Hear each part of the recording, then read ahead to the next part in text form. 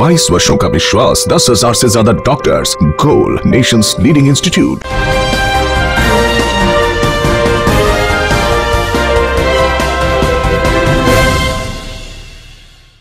नमस्कार, city post live के इस खास पेशकश में आपका स्वागत है। मैं हूं श्रीकांत प्रत्युष और मेरे साथ हैं प्रदेश कांग्रेस के कार्यकारी अध्यक्ष समीर कुमार सिंह। आइए इनसे जानने की कोशिश करते हैं कि महागठबंधन में जो रार मची है उसका खामियाजा कांग्रेस कितना हद तक भुगतेगी।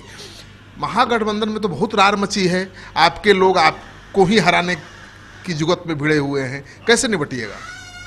नहीं, हमारे लोग जहाँ भी 9 सीट पर हमारे उम्मीदवार हैं तो हमारे लोग बहुत ही संगठित होकर के चुनाव प्रचार कर रहे हैं अपने प्रत्याशी के पक्ष में। कहीं कोई रार नहीं है और यहाँ तक कि हमारे संगठन के सिपाही कार्यकर्ता प्रत्येक लोकसभा क्षेत्र में अपने सहयोगी पार्टी के उम्मीदवार को जिताने के लिए अग्रसर हैं और हम समझते हैं कि हमारे कार्यकर्ताओं की भूमिका बहुत ही सराहनीय है पूरे प्रदेश में। सुपौल में क्या हो रहा है? रंजिता रंजन आपकी प्रत्याशी हैं, आरजेडी ने प्रत्याशी खड़ा कर दिया अपना, महागठबंधन कहाँ रहा? आरजेडी ने प्रत्याशी नहीं किया है। कोई इंडिपेंडेंट अगर निर्दलीय कोई कार्यकर्ता नाराजगी बस अगर लड़ता है तो उसे तो कोई पार्टी का सिंबल नहीं मिला है। उसका प्रचार कर रहा है पार्टी का विधायक खुलेआम, और पार्टी का भी समर्थन है तभी तो विधायक कर रहा है, कोई कार्रवाई नहीं हो रही उसके खिलाफ। नहीं, प्रमाणिक तौर पर अगर हमको जानकारी होगी तो हम राष्ट्रीय जनता दल के नेतृत्व के समक्ष इस बात को लाएंगे। ऐसा नहीं होना। खबर में चल रही है लगातार कि वहाँ का स्थानीय विधायक अपील कर रहा है कि आप निर्दलीय उम्मीदवार को सपोर्ट करिए, यही हमारा कैंडिडेट है। ये मीडिया की बात हम नहीं कर सकते हैं। जब तक रंजिता रंजन जी प्रत्याशी के तौर पर प्रदेश कांग्रेस को, प्रदेश नेतृत्व को नहीं बताएंगी तब तक हम लोग कोई शिकायत करने की स्थिति में नहीं हैं। लेकिन रंजिता रंजन जी को एहसास होगा कि राष्ट्रीय जनता दल के लोग हमारे खिलाफ काम कर रहे हैं तो निश्चित रूप से हम अपने गठबंधन के हमारे जो तेजस्वी यादव हैं, लालू यादव जी हैं, उनके संज्ञान में जरूर लाएंगे हम। तेजस्वी यादव का कहना है कि पप्पू यादव मधेपुरा का से मैदान छोड़ें तभी सुपौल में उनकी मदद की जाएगी। देखिए, पप्पू यादव जी मेरी पार्टी में नहीं है तो उन पर मेरा दबाव नहीं हो सकता है, और जो गठबंधन हुआ है, जो पॉलिसी तय हुआ है उसमें रंजिता रंजन जी को सुपौल मिला है तो वो लड़ रहे हैं।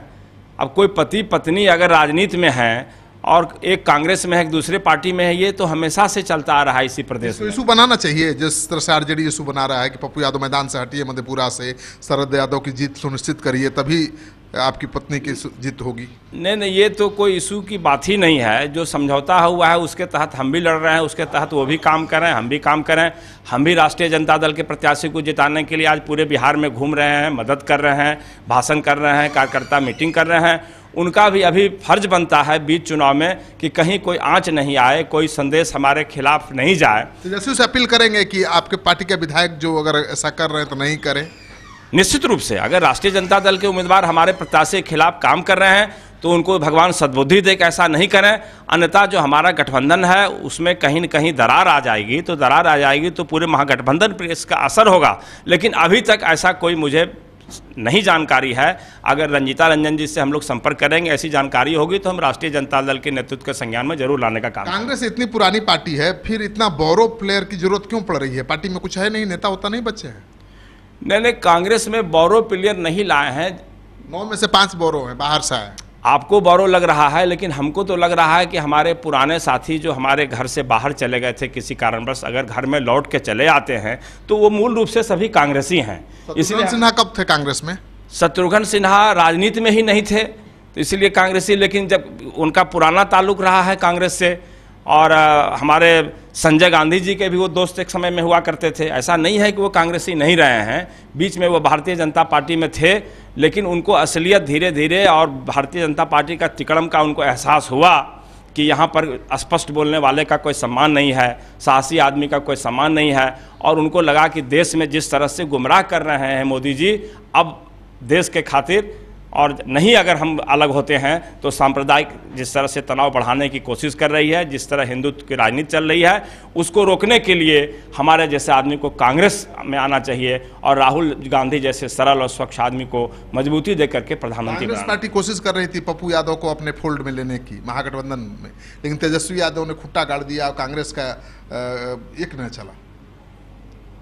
देखिए, ये तो राष्ट्रीय नेतृत्व ही बताएंगे, क्योंकि हम लोगों के प्रदेश नेतृत्व के पास ऐसा कोई जानकारी नहीं है। यादव का रहना जरूरी था कि नहीं महागठबंधन में?